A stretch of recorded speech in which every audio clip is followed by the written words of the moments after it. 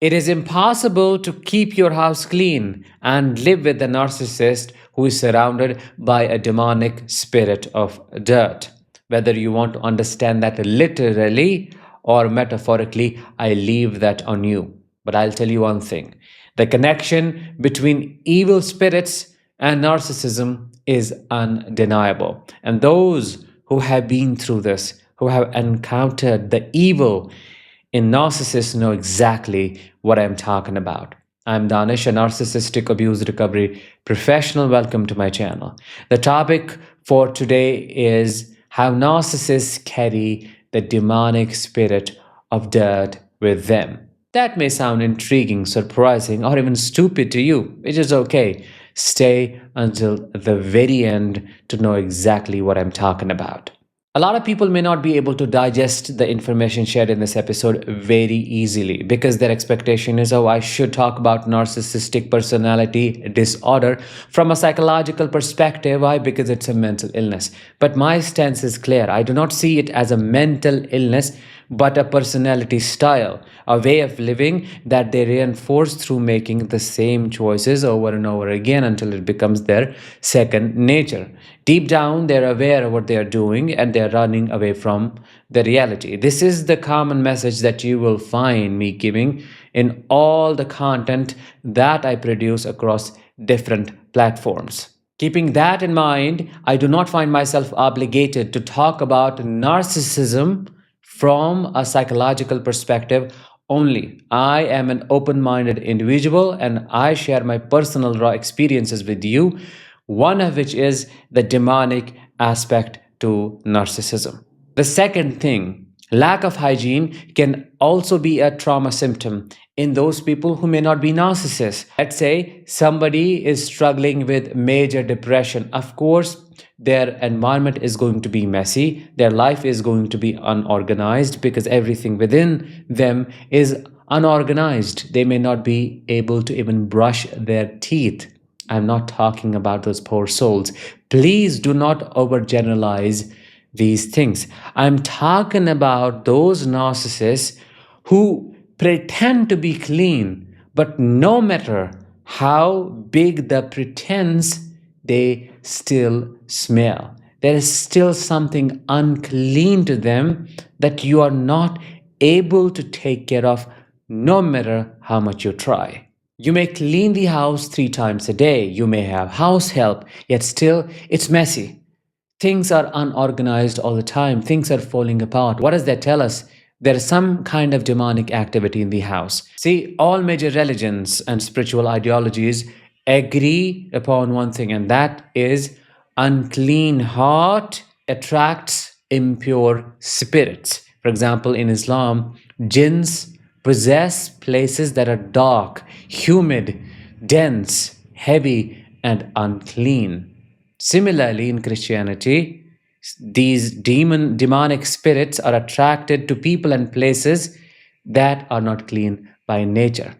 Even some people say cleanliness is half of your faith. So that's very important. Keeping that perspective in mind, what I'm trying to say is because of the uncleanliness, impurities they carry within their soul, they invite these entities who only know how to stir chaos in their and your life. The crazy thing is, a narcissist may intentionally keep their environment untidy, unclean, and messy, despite having the strength to take care of things. Things may be rotting, they may be smelling, yet they'll still choose to live in their shit. It feels home-like to them. It feels like you are living in a demon's nest. They're very comfortable with it. They don't care about vacuuming their room. They do not care about the mess, taking care of their wardrobe. It's not like they're depressed or they're struggling and they're falling apart, or they do not know how to move forward. They lack motivation, they're frozen. None of that is applicable to such a person. The proof of which is their readiness to abuse you. They are always full of energy when it comes to attacking you. They don't feel drained, but when it comes to organizing things in their life, oh, they don't want their environment to be changed. What's wrong with you? Why are you controlling their surroundings? Oh, they do not have energy anymore. They don't want to do it. And if they do it, let's say they put minimal effort within a few hours, it's almost all of a sudden you will see things returning to their original messy, unclean, and untidy state. That's why I said they are surrounded by a demonic spirit of dirt. You're not just dealing with the physical dirt, you're also putting up with their spiritual dirt, which seems to be never ending in nature. You clean and you tidy up your environment, you take care of that mess, and there is more. Where does it come from? You don't know who is creating it. Of course they are creating it, they want it to be there, they want the filth to surround them, but there is no end to it. It seems like you're not living with two or three people, you're living with hundreds of people. There are things thrown around on the floor, your kitchen smells, the things in your refrigerator are rotting without a reason, clothes stink, you don't understand what's going on. Well, now you know it is that spirit. Believe it or not, I have personally experienced it with my father. No matter what you do, things go bad because their soul has gone bad. You may have also noticed they may throw tantrums, get really angry at you, or rage if you try to clean their space. Now, this is not an autistic thing.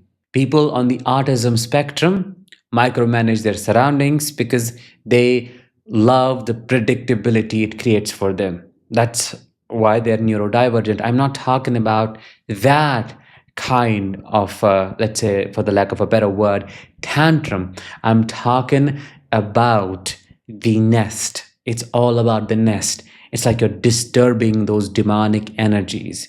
They want to rot in there. They have laid their spiritual eggs in that narcissist's head and they're hatching. When you move things around, oh, you are shaking them. You are shifting the dynamics. Why wouldn't they rage at you? This sounds crazy, but this is true. Let me know in the comments if you have experienced something similar to this, because your experiences may validate tons of survivors. With that, let's bring this episode to an end. Thank you so much for listening. I will talk to you in the next one. Until then, as always, let the healing begin and continue.